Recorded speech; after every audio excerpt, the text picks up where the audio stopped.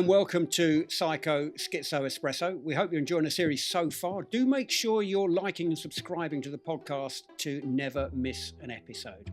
And now the boring bits are out of the way. Bruce, not sure about you, but I've been watching these kind of SAS shows on telly recently. SAS, Are You Tough Enough? Who Dares Wins? These kinds of shows where people, try and see if they're tough enough to join the SAS. So, they abseil off of cliffs, they jump out of helicopters, they do these long marches, kind of thing. Did you watch them yourself? Or I've seen one or two of them. I mean, I get a bit bored with them after a while. If after about one or two episodes, to be honest with you, because I don't know. I mean, it's more interesting to see people go and challenge themselves doing it for real. Well, as in climbing mountains, or going and doing extreme trekking and things like that.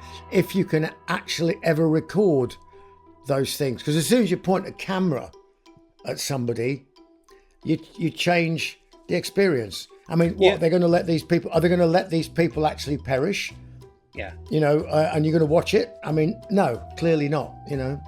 Well, that's exactly the way I feel about it as well. And it's. I mean, what's fascinating to me is, as a psychologist, is how we're obsessed with special forces, and we love it, don't we? Well, most people do. These shows are like real, top of the ratings lists, and millions of people tune into these. But today, what I thought we'd do is invite someone on who's actually passed SAS selection for real. Not only that, but he's probably one of the most recognised ex-Special Forces soldiers in the world.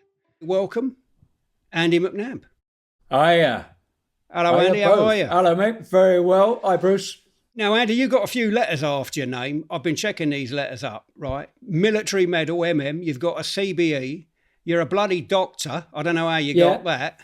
Yeah, and nor do I. You got DCM, which when I looked it up, is either Distinguished Conduct Medal or Dilated Cardiomyopathy, which means a thin heart. And I reckon it's probably the latter, mate. But, yeah, exactly. But how you doing, mate? You all right? All right, very well. Very well. All good.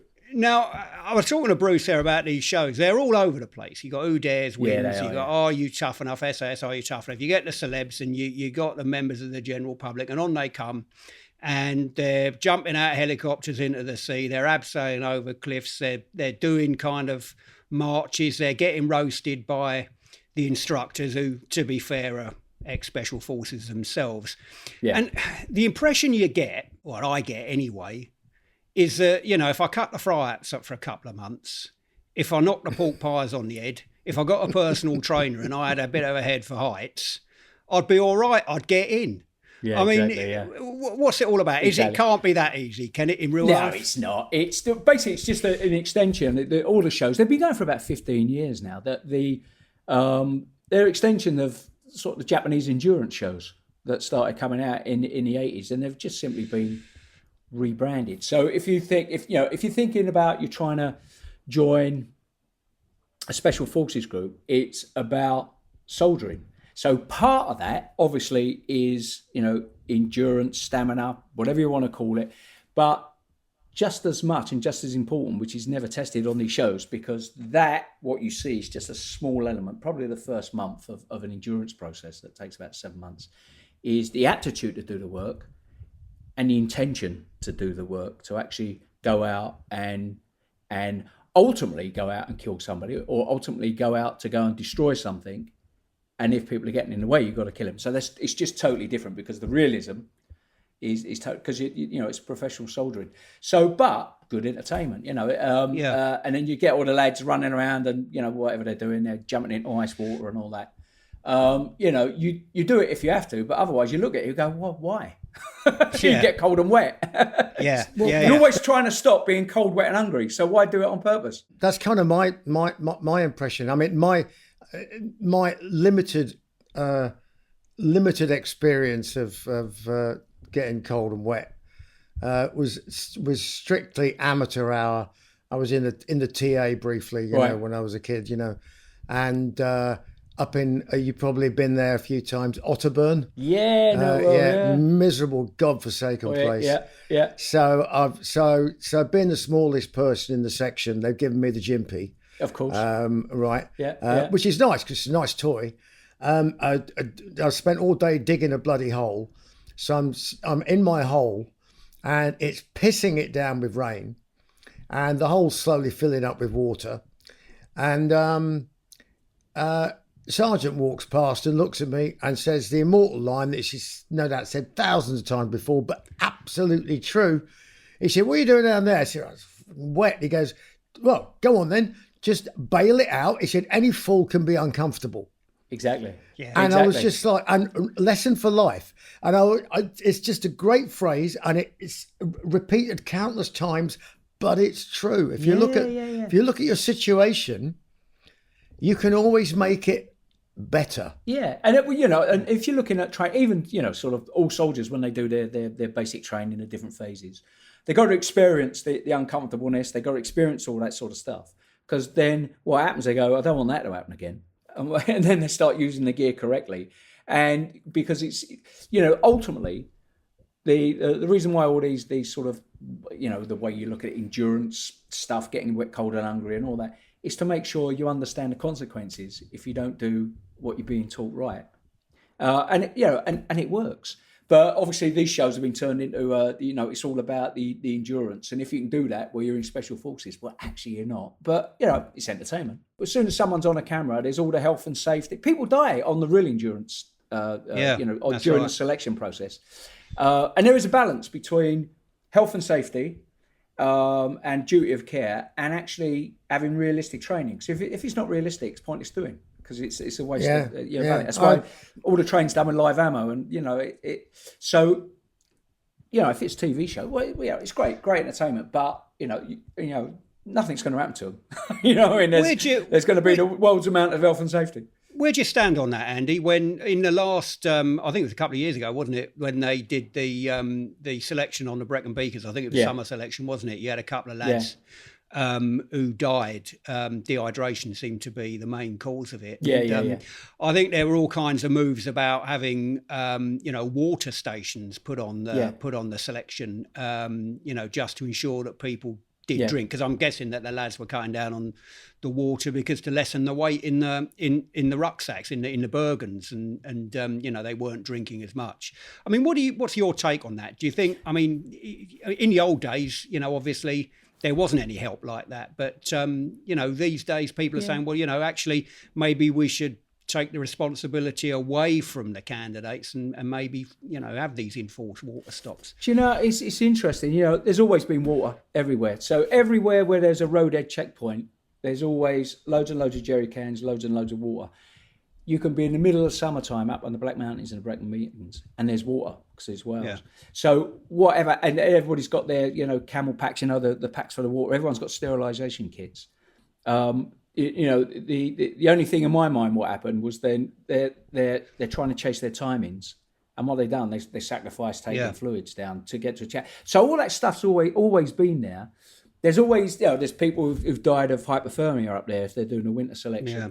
There's people who have been shot whilst doing, certainly within the jungle phase of selection, where you're in the jungle for a month and all of the training is done with live ammunition, and it's really close up environment in the jungle. So some people have been killed during that sort of phase. People have been killed in the CQB house, or jumping out of helicopters, all that sort of stuff. The argument is, yes, there has to be safety. It has to be safe, because otherwise it's counterproductive doing the training.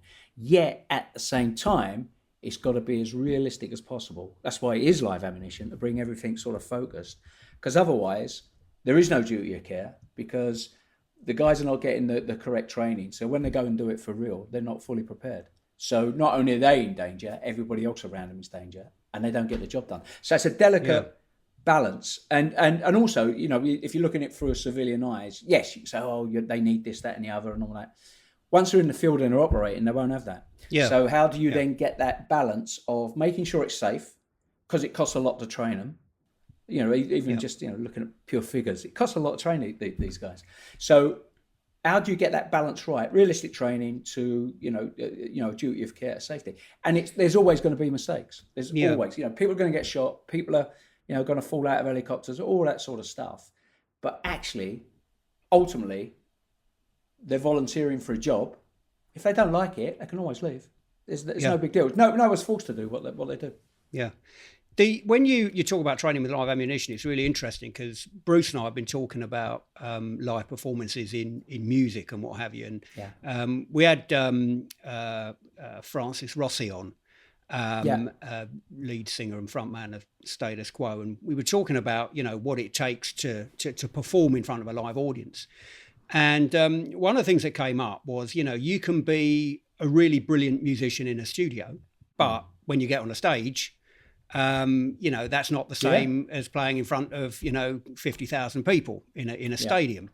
And so he was arguing that sometimes the best musicians in terms of pure music, and I think Bruce would agree with this, you find in session musicians in studios, but actually it's a different kettle of fish. And I've spoken to comedians about this. The person that can make 50 people laugh in a pub isn't necessarily the funniest man at the London Palladium. Exactly, so I guess one of the things about, one of the real benefits of training with live ammo in special forces in the SAS is the fact that actually you're kind of creating that real life scenario in training. Absolutely. In a way that you perhaps can't in entertainment, No. But, I think that it's, what I say, part of that selection process is about aptitude as well, which I'm sure it's same as musicians, isn't it? Where you've got the aptitude to do it, as a session musician, or to get out in front of a load of people who are going to be screaming and loving you or calling you shit, one way or the other, isn't it? So it's how do you sort of get over that? And it's all about aptitude. And it's there's loads of little cliche sayings what people say. The ultimate one is like, fuck it. You just go and do it. And that's it. So you get to the point where you've got no choice. So say you're on a job and you're going to go, from A to B, and then you're going to go and do something. Well, that's what you're going to do. You're like, fuck it, So the argument is you've got the training experience and the knowledge to get on with it. It's a science. It's not a science, basically. There's always room for fuck-ups. It's loads of human beings. It's much on a stage, isn't it? Yeah. So, things go wrong and all that, and it's all about improvising once you're on the ground and getting on with it, and not really worried about the audience. Like, fuck them. Who dares wins is the motto, isn't it? And I think we talked about it. It can be. It's only 3 words, but it can be shortened to 2, and that is fuck it. Fuck it. And it's and again, it's because you're choosing to do that job.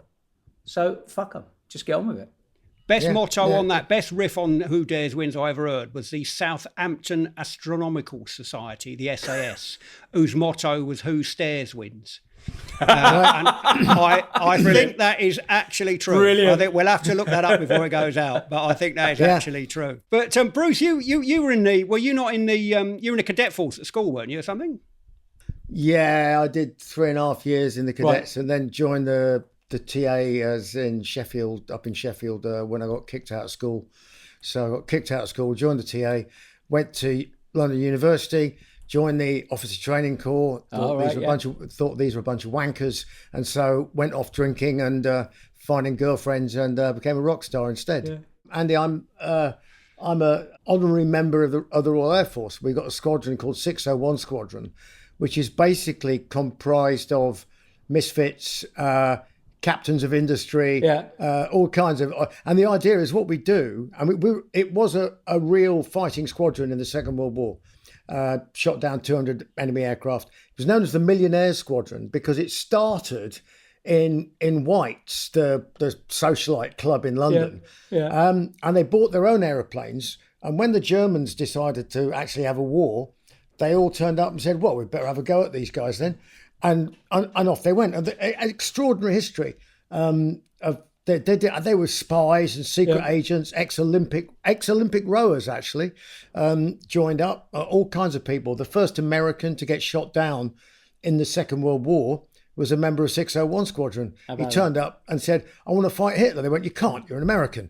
He went, oh, hang on, no, you can't be in the RAF, but you can be a volunteer for the Royal Auxiliary Air Force. He went, I'll do that then. Yeah. And that was Billy Fisk. Anyway, the whole thing with being in 601 is that we're supposed to collectively advise senior management at the RAF on how the world outside the RAF works. Yeah. Secondly, we say nice things about the RAF. We advocate it's a really great place to be. And the third thing is that we could give them access to things that they wouldn't normally get access to, like rock stars, like bullets, various things, Cobra beer, because Lord Billamore is a member of the squadron, Right. chairman of the CBI as well, So, but all of that is interesting from my perspective, because it took me a year to get in the squadron, interviews, everything else, cocktail parties, and finally, like God knows how many stars, I had the former head of the Air Force, the deputy head of the Air Force, and an Air Vice Marshal, all grilling me, equerry to the Queen, the whole shooting match. So I'm sitting there for 1.5 hours getting grilled, not a bear grilled, a real grilled. And the question I chucked at them when they said, what do you think about this? What do you think about that? So I thought, well, I'll just open my gob and say what I think. And they can disagree with me, but I'll just say what I think. And they said, well, have you got any questions? I said, yeah, what do I have to get a haircut? And well, you can have beards now in the RAF as well, can't you? No, hang on. See this ponytail? That is that is street legal in the Royal Air Force now, and beards. So they actually supply them now, Andy. That is a standard RAF ponytail. Yeah, it's just to wind up. It's just to wind up the Royal Marines, basically. Yeah. And so but the point is that the whole thing is opening out, because we need everybody from everywhere, from every walk of life, to come and get involved. This might be to some of their taste, might not be, but the world is changing. I love old aeroplanes and things like that, but the world is not going to be flying bits of tin around. No, it's not. Not like in the old days. So we're hoping you are enjoying our little chat on Psycho Schizo Espresso, but don't forget, we do have a special thing for you. If you want to pay £4 a month, you can become a Patreon, which means you get the unedited content, you get the extra long episodes, and we're even going to come up with some special stuff for you. You can become a Patreon if you want at patreon.com/Psycho Espresso. And now, back to the music. So, Andy, one of the things you did was you worked undercover, didn't you, in Belfast? So, which is kind of related. And does that take? What's that like? Is it enjoy? We first met, didn't we, when we were doing a radio show, and I was very interested. Just to explain to you, Bruce, I was really interested in, if you're working undercover in a Belfast pub, for instance, and you got long hair and you've got a rough shave and you've got a rolled up copy of the Sun in your back pocket and you're a plasterer or builder and you've got a perfect local accent because that's rehearsed behind the scenes in Hereford. And you got a bloke who's 6'4", pissed up on a Friday night, decides to pick a fight with you. You can't beat the shit out of him because first of all you're a new boy, and secondly, well, who is this guy? So I was really interested in talking to Andy about what do you do in situations like that, and actually that's where it takes real self-control. You've got to be able to walk away from trouble, extricate yourself from a situation like that. And if you can't talk your way out of it, then you've got to fight your way out. Yeah. Only fight your way out as if you don't really know what you're doing, but you're doing a lot of damage. Yeah. And start running. Exactly. So obviously, as working undercover in Northern Ireland, Andy, was that something that does it take a kind of a special kind of talent to do that? Is it something you enjoy doing? I did enjoy it, and sometimes got too blasé with it, because I felt too cocky doing it. The reason people like me were picked for those sort of jobs was that if you were working in, say for Derry, second city up in the northwest of the province. So you're working in Derry, you're working in these areas, which are now part of our sort of culture now. The Bogside, Chantelle, all these big sort of Republican areas. You've got to go in with a reason to be there, so you're bluffing yourself all the time anyway. And once I always went in because I was going to see my brother-in-law. Whatever it was, well, I'm here to see my brother-in-law. I belong here. So, and the reason why we're picked, people like me are picked, because we're brought up in housing estates. It's the same people, same spa shops, all that sort of structure. So when you're going in, you feel comfortable going in anyway, because it's not an alien landscape to start with, as opposed to somebody who maybe was brought up in a rural existence, in a nice village in Somerset or something, because they've got more hurdles to get over, because they haven't been brought up in one of these housing estates. So people like me were picked. So there was an aptitude bit like that. But once you sort of get in the environment, there's two things that happen. Sometimes you have to pull yourself back because you're getting too cocky with it, because you do feel comfortable. And what really helped me was understanding why, if I was a teenager living in a bogside, I would have joined the IRA. Get it? I used to hate the Scotties, but at the end of maybe I was there for 2 years. So at the end of the first year, I used to hate the army as much as anyone else. Because you're always getting pulled up in these big sort of and start hauling in people and all that sort of stuff. And you can understand why you would then, if that's all you know, of course you're going to join the IRA, INLA and all that. And that really helped as well, because you feel more immersed in like the environment, which is obviously the downside, because then you get too cocky. But I thought it was great, actually. I really enjoyed it. I didn't want to go in the beginning, because it was a different organisation called Thought and Intelligence Group, and we that sort of generation of people that were going to go and do that work. We were asked if we wanted to do it, but actually we're being told that we're going to be doing it. So it was sort of a bit of press gang to go and do it. But once we was there was a big build up. We spent about 9 months in preparation before we went over. But to go over and do it, without a doubt, a fantastic job, really good job. And it's just a matter of just bluffing it, really, and not so much acting, because you're halfway there anyway, because you know the environment and you actually know the people. Friday night, you're on about long hair and not shaving. Friday night, most guys my age and all that were still single, so they would have a shave, they would wash their hair, they put a fresh shirt on because they want to go out and score with women. So all of a sudden you're going to the same markets to buy the same clothes and wearing the same shirts and all that. On a Friday night, you dress up because that's what people do. Wasn't there one incident where you told me that taking a piss saved your life? Yeah. Well, trying to take a piss. Was it trying to? Was it? Oh, okay. Trying to, yeah. Well, yeah, I was hoping I was going to. But it was self and a mate. We're doing this job where on the high ground, there's a big housing estate in Derry called the Cregan, big Republican area. And we knew that there was a load of weapons and an RPG rocket launcher was going to be taken from the Cregan, going down the hill, down into the Bogside estate. And what it was going to do, they were going to take over a house.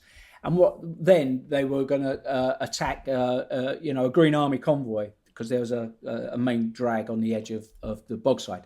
So the idea was to then, what's technically called take them, so find out where the house was, follow them down, and find out what house was these weapons were going to be put in. And then there was other lads who was then, as soon as we mark it, and literally it's really basic stuff, as soon as you know it, you just stand by the door. And as they're coming through, you physically, because everybody's all pumped up and they're all just going to ram, so you're physically standing by the door, pointing at it for these other lads to come in, with all the party gear on, to get in and take them down. So I'm moving along, and then all of a sudden I was confronted by some more adult people. So I just turned left, going down an alleyway to avoid them, thinking, well, I'll get down this alleyway and chuck a right and then start again. But actually it was a dead end. So you can't just turn round. Bit of a problem. So basically, so I've got to have a reason to be there. So I got to the end and I thought, right, I'm going to have a piss. I'm going to try and have a piss. And there's a thing that you learn, you count to 15 because that's to be the average time, So I'm trying to have a piss. They're at the top of the alleyway. They're not coming down because they don't know who I am, because I might turn around and shoot them, because I might be, from another group somewhere.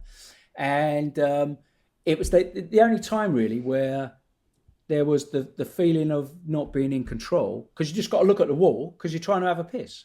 So why would you look at these people behind you? You're not worried. Yeah. So and at the count of 15, I didn't go a piss. I really wish I did. And then so I'm pretending that I've had one, I'm zipping up, and then just turn around, and then you just got to front them and go, well, what the fuck are you looking at? Because they're still wary, but it's not. It's a bizarre situation. They're still wary, but they perceive it as not so much of a threat, because it's not an undercover operator. It's not that you sort of, because you're fronting them out. So basically got through them, but and eventually we found the house and all that was good. But there was that sense of a lack of control. And it was the very first and probably last time there where there was a sense of that lack of control. And I didn't like it at all. Because you're not going to look round and you have no idea what's going on behind you. It's horrible. 15 seconds for a piss, Bruce. 15 seconds, yeah. How long does it take you, mate? I mean, I'm about 2 minutes, 15 seconds these days. I don't know about 15. Start putting the clock on it. Yeah, no, that's funnily enough, you talk the guy that was our security guy when we went into Sarajevo, he was already there. And you probably know one of the lads that was there, his nickname was Goose. Yeah, I know Goose really well, yeah. Right, yeah, well, Goose, there was a very well-built female Danish Marine there who took a shine to our drummer, who's built like a twig, right? And she gave him 5 live rounds as a present to take back. Yeah, right. As you do. And he came up to me, he's this Italian lad. He goes, "Hey boss, look at what she gave me." And I'm like, "Give them to Daddy, thank you." No, you're not taking them with you. No, we're going to give them back. And I said, and if you've got any sense, you will not go and try and take that lady's pants down because her boyfriend happens to be up country at the moment, and his name is Goose. If he finds out, you will be snapped in half. Exactly, So he's a big old boy. Yeah, apparently he is. We never met him, but our security was not Goose. Our security was there, pretending to be an off-duty fireman. I said an off-duty fireman was his from Glasgow, right? And so Trevor was an off-duty fireman from Glasgow, complete with 2 grenades and a pair of Heckler and Kochs, right? Yeah, as you do. I went okay. So later, subsequently, now, and we've had 1 or 2 chats, and it turned out that there was 14 intelligence call was something that he knew some people in there as well, and we were discussing that whole issue of it. And he said my mate was telling me, he said he was wandering down the street and was confronted by a couple of people, and he thought they're going to shoot me, and they didn't. And it was whatever, because of that thing. He faced them down, and they thought, shall we, shan't we, shan't we? If it all kicks off, no, maybe not. And they backed off. He said another couple of occasions, he just got a tip off. He went, "If you're going out for a walk today, mate, just keep walking straight and do not turn down any of those side streets." I went, "Oh, good info," because there were people there that might have recognised him. I mean, it's a scary, scary job, isn't it? I mean, you've really got to be switched on. Or you've got to be a psychopath. And funnily enough, right? Well, you have got to be switched on. That is absolutely true. But it does help if you're a psychopath. And actually, we're talking to one. Because Andy actually came to my lab a few years ago, and I plugged him into a load of bits of equipment that went ping. Or they would have gone ping if I'd have plugged myself into them. They didn't make any sound when I plugged him in. And it turned out that actually, not only you got to be switched on, but Andy's got a bit of a natural advantage. I think a lot of the lads in Special Forces have. They're all pretty high on what we call the psychopathic spectrum. And of course, we've talked about this ourselves, Bruce, and you're pretty high on it yourself in some respects. But that kind of... I thought I was average. Well, you were good on the... Well, we'll come on to that in a minute, because you were high on the good things. You were high on the good aspects of it. Right. But we're talking here to someone who's high on quite a few of them. And fearlessness and that coolness under pressure is absolutely one of the things which you need in Special Forces, and one of those ways in which psychopathic characteristics come in handy. And I've never asked you this before, Andy, I think, but when you got the diagnosis, when we kind of looked at it and you were high on all the psychometric measures, the questionnaire measures, and then, plugged you in, and what we did, Bruce, was basically there's an area of the brain, not to get too technical about it, called the amygdala, which is the emotional control center of the brain. Which in generally speaking, in people who are higher on the psychopathic spectrum, tends to be dialed down a bit. And we plugged Andy into loads of computers, and we presented him with very scary images, horrific images, or what have you. And whereas normal people's brains would be kind of going up and down on the old oscilloscope readings, he was pretty much flatlining. Virtually no response at all. And so, yeah, it was the gold standard test that we used to look at Andy, and, where he was on the psychopathic spectrum turned out was very high. But yeah, I've never asked you, Andy. Well, I mean, were you actually surprised by it? When I told you that, did you think, Christ, I didn't don't know what that's all about, or what? Yeah. It wasn't so much a surprise. What it was one of those light bulb moments. I went, oh, right. It sort of, everything made sense, because I don't know, ever since of a kid, I've never really sort of worried too much about stuff. That's why I landed up in so much trouble, I suppose. But it sort of made sense. Even the fact of the in some cases overconfidence about everything's going to be all right. The overconfidence as a kid, is that, well, one of the reasons I didn't go to school because I didn't like it. But actually, I don't need it, because why do I need that? Everything's going to be all right. This is what I'm going to do. So it sort of all really sort of slipped in, and obviously all the military stuff. Sometimes some of the jobs you're going on, and then you would see other soldiers going, "Really, we're going to do that?" And I couldn't understand the reasons why. It didn't make sense to them, or they was worried about it. All that sort of, and again, not really understanding some of the expressions of people, whether it's fear or delight or whatever. It all made sense. And in fact, I went home and I told my wife, I said, Dutton reckons I'm a psychopath. And she went, yeah, what's new? She's known for years. Absolutely for years she's known. And interesting, what has happened, she's found herself sort of not working, but being asked by actors, who were playing, the wife of, somebody who registers high on the scale, about her experiences and how she grips me and all that sort of stuff. So all of a sudden she's become this sort of, wife to a psychopath, expert. It's really weird. Yeah. And all she says, you just got to grip them, just tell them what to do, and they go, yeah, all right, which is about true. And basically, she's, her theory is that she's saying, because 9 out of 10 times I don't know what to do. So she says, right, well, this is what you do in this situation, and it'll work. Not only for you, it'll work for me. So this is what you're going to do. She printed out for me like these emojis. Right. Yeah, I read about this. Happy, you've been using sad. Emojis, haven't you? Yeah.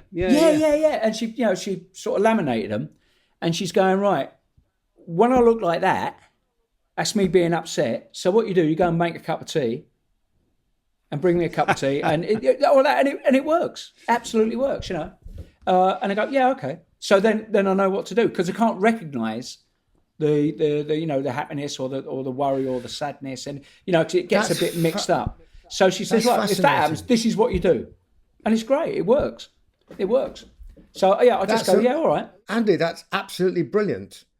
But it's a brilliant way of managing it, because what I'm possibly fairly tuned in. One of the reasons I probably don't feature on the overall psychopathic scale. I mean, regardless of my bits on the psychopathic spectrum that I might have or might not have, in terms of the overall thing, Kevin, I'm just sort of kind of in the middle. Yeah, if we think of like we got the Olympics on at the moment. If we think of psychopathy as being like a decathlon, right? Yeah. Whereas Andy's good at all the events, you've got a few good ones in there, Bruce.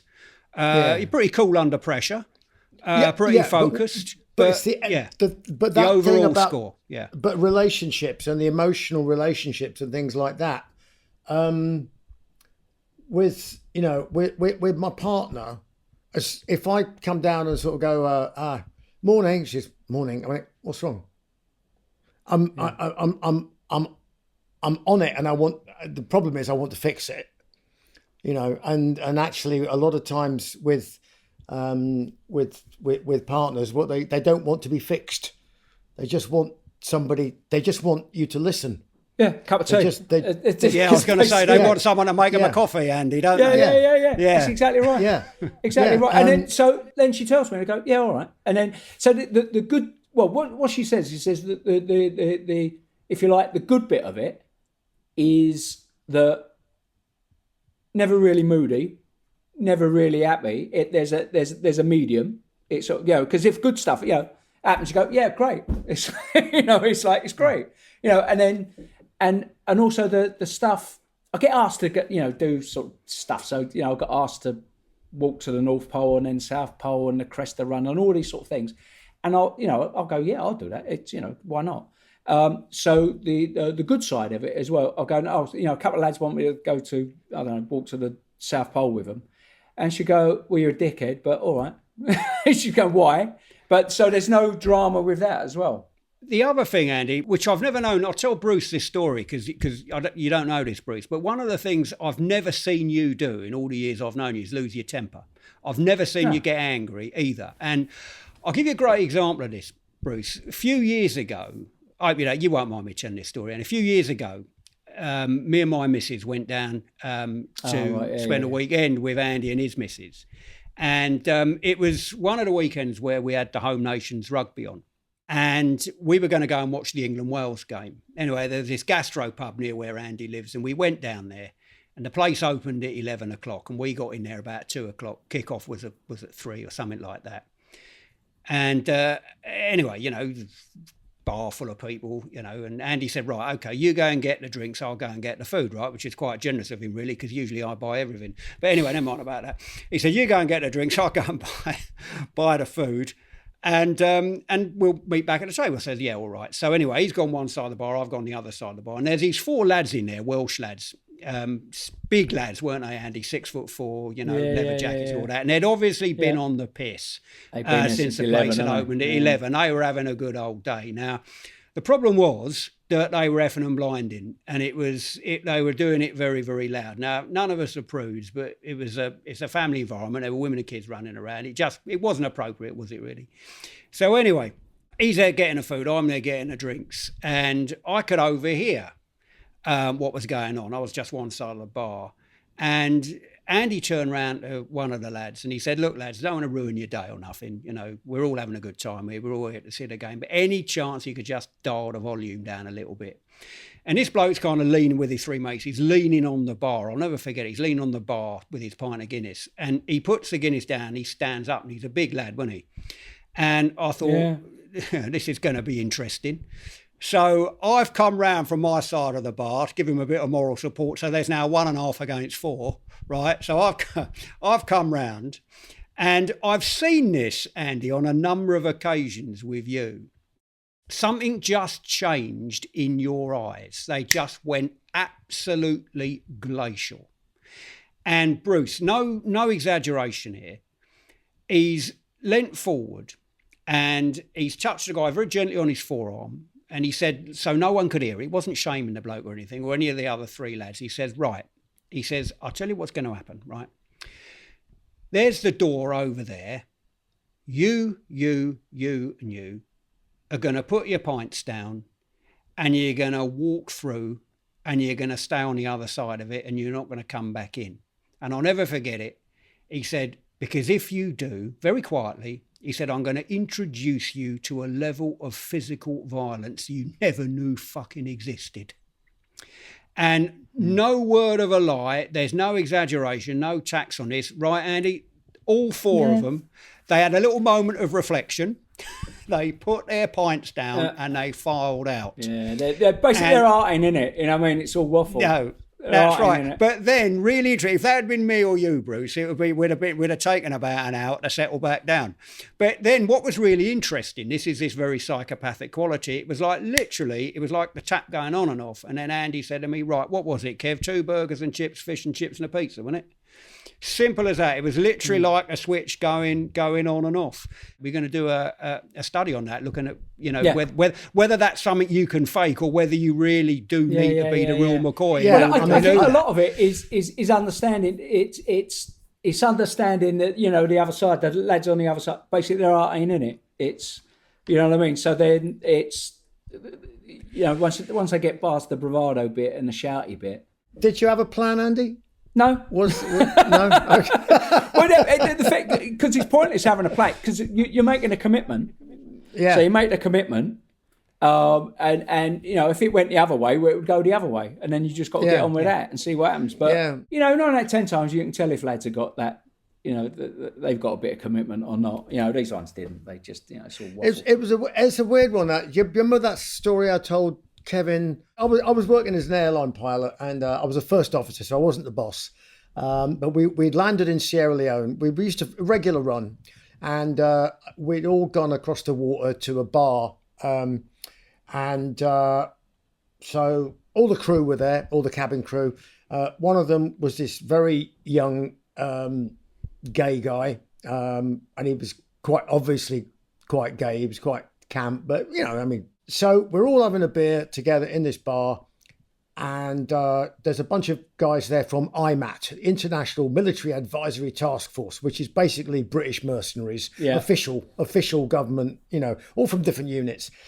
There's some lads at the bar, there's some lads playing pool and everything. It's all quite thing. When this big Scottish lad comes up and starts coming over to our young gay cabin crew friend and starts massaging his hair, going, "Oh, you're a nice one. I'd like to take you round the back and give you one. What are you going to do about it, Sonny?" And he's getting really quite upset. And I'm thinking, oh, no. I'm going to, shit. Because we're all in civvies. I mean, it's not like but it's obvious we're all air crew and we're obvious, So I thought, oh no, and he keeps doing it, and the girls are starting to get pissed off. And I'm like, right, okay. So he's having taken his pull stroke, and I went up to him. I said, "Look, mate, this is not on." I said, I said, stop picking on this poor kid. I mean, yeah, we all know he's gay. I said, and I know you're probably not. I said, and you're a lot bigger than me.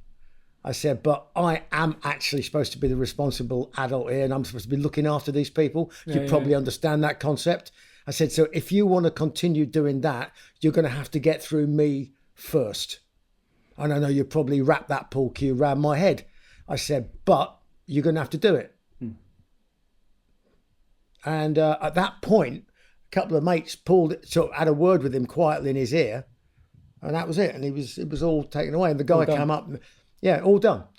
So anyway, I'll go at the bar and have a stiff drink afterwards, and the guy goes, he says, sorry about that. He goes, he's a bit on the edge ever since that incident where his mate got his head blown off in Iraq or wherever it was, and following week he was returned to unit, right? Because it wasn't the first episode. It was, and not because of that particular evening in that particular bar, but obviously there was a pattern of this. But I felt sorry for the guy. I felt sorry for the guy. I thought, he's spoiling for a fight with over nothing. It's when you went up to him, Bruce, and you said that, did you say it in your best pilot's voice? Did you say, in that pilot, you'll have to go through me first, or did you put that voice on that you can do that pilots do? A little bit, yeah. Because I figured that if you approached him on a level which was of equality, despite the fact that he was a foot taller than me, he would be used to taking not orders exactly, but to being spoken to in a way which respected his authority. But at the same time, you have to respect my authority, mate. I'm just doing a job. This is my job. I've got 3 stripes on the shoulder. Cool. And the fact that I'm not wearing them doesn't make any difference. I'm responsible for these people. You've got to understand that language. If you're responsible for people in your unit, then you would do the same thing. So have a bit of respect, dial it down. Let's go and have a drink, shall we?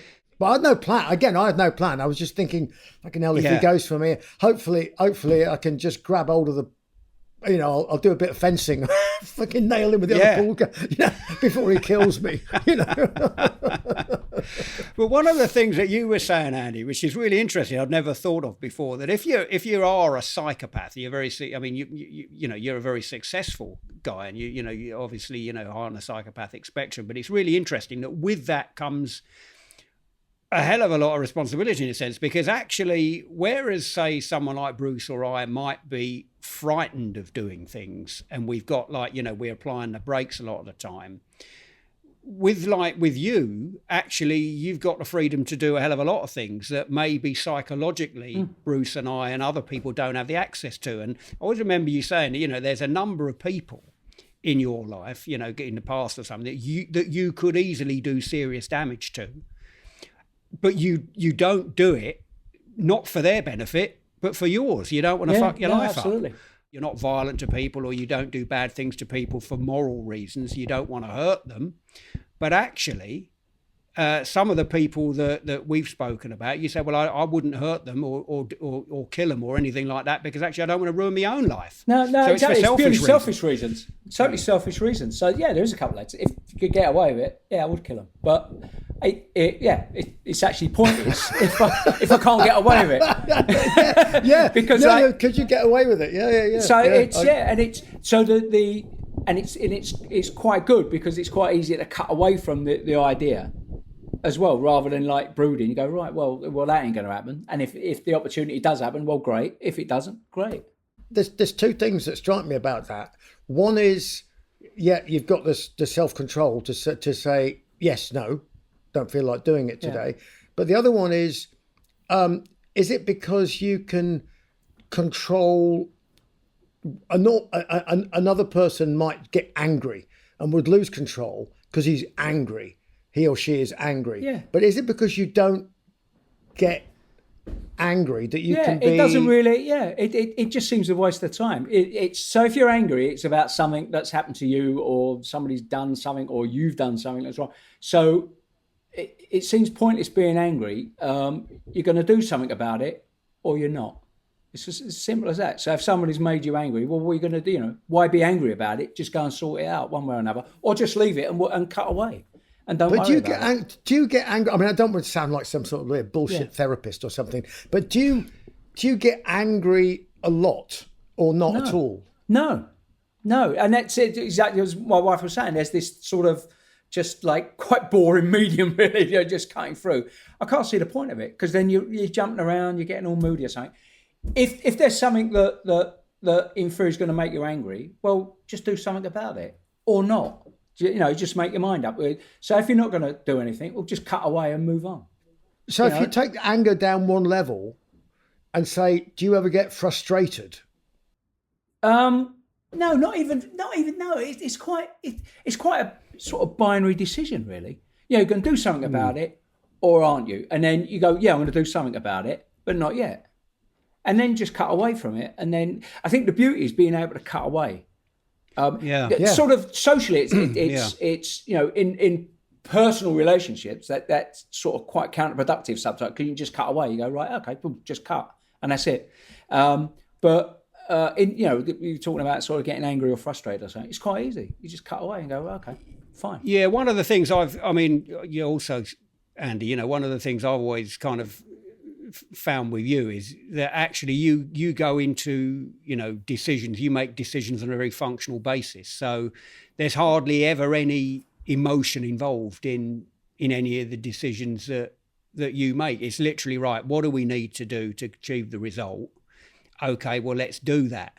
And that's I've found that in nearly everything that you do. It's almost like you factorize emotion out of the equation. You just treat it very functionally. And I think I always remember, when we were writing Good Psychopath's Guide together, one of the great things which we put in the book, which came from you, was actually whenever everyday people are faced with a decision that they've got to make in their lives, something they don't want to do, just stop and think to yourself, since when did I need to feel like doing something in order to do it?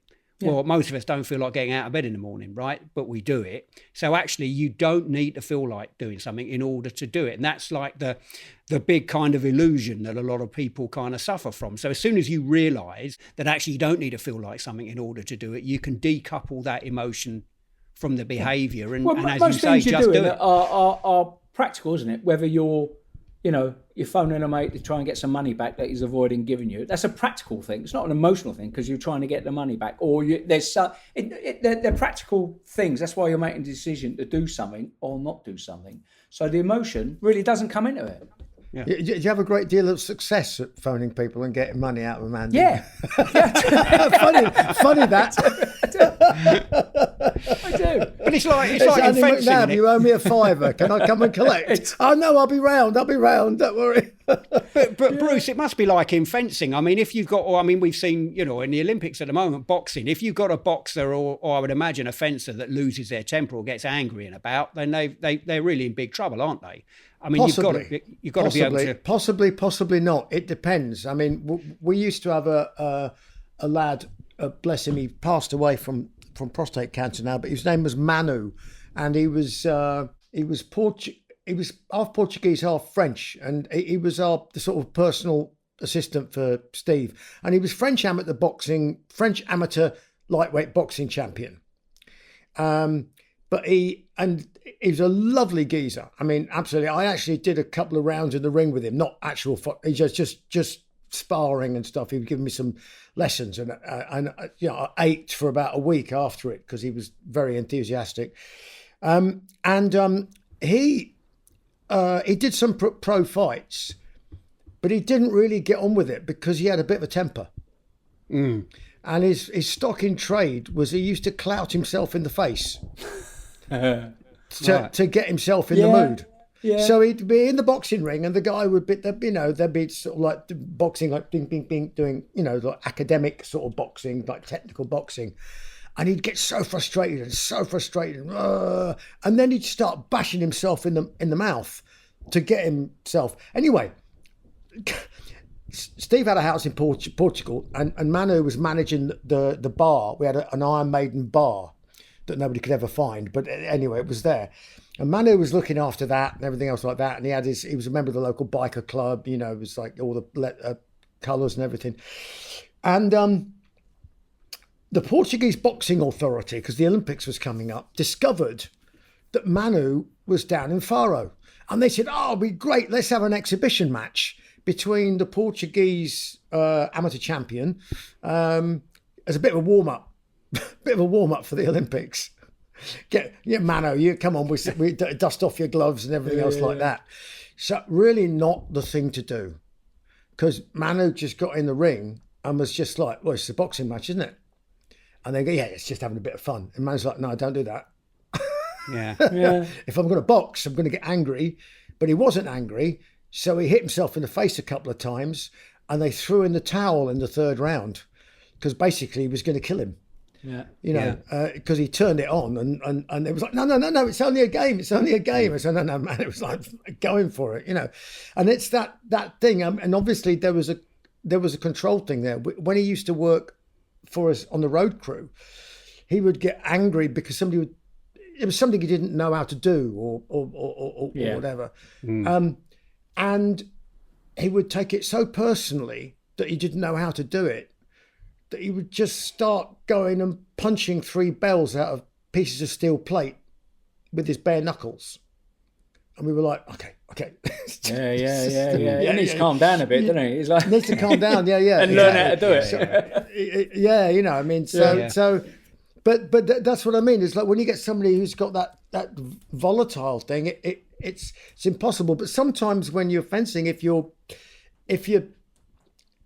trying to think it out too much, if you're trying to think too much, it can be a barrier to just doing it. And sometimes you need to get angry so you can calm down, so you can go, right, loosen up a bit, concentrate, be clinical, and just do what's in front of you, not what you think ought to be in front of you. So sometimes it can help, but in general, you're right, it doesn't help. And also you find in sports psychology, Bruce, that there's an optimum level for everyone. We're all individuals. So some people can actually get the best out of themselves from a state of, relatively high arousal, and some people need to be a little bit more chilled out. So there's no rule of thumb that covers everybody. The research shows actually, some people are much better off when they're chilled out. Some people get the best out of themselves when they're in a more volatile state. You think it's like John McEnroe, for instance, in tennis, actually often played his best tennis when he was angry, when he pumped himself up, No, exactly. But afterwards you can walk away. You can walk away and go, that was useful, having that moment, and you can step back from it and go, what do I get myself into that situation? But I did, and you got out of it because it provoked the right response from your brain. It doubles the speed at which your brain functions. Andy, great having you on today, mate. Really, really fantastic. Hello folks, we hope you're enjoying Psycho Schizo Espresso. Just to remind you, it's a pod production, so please feel free to like, subscribe and leave a review wherever you get your podcast. You can also reach out to us on email at pse@podprod.co.uk and follow us on social media on the hashtag Psycho Schizo Espresso. You can also, of course, become a Patreon by clicking on www.patreon.com/psychoschizoespresso, where you can gain exclusive access to unedited and unfiltered content if your brain can possibly handle any more of me and Bruce.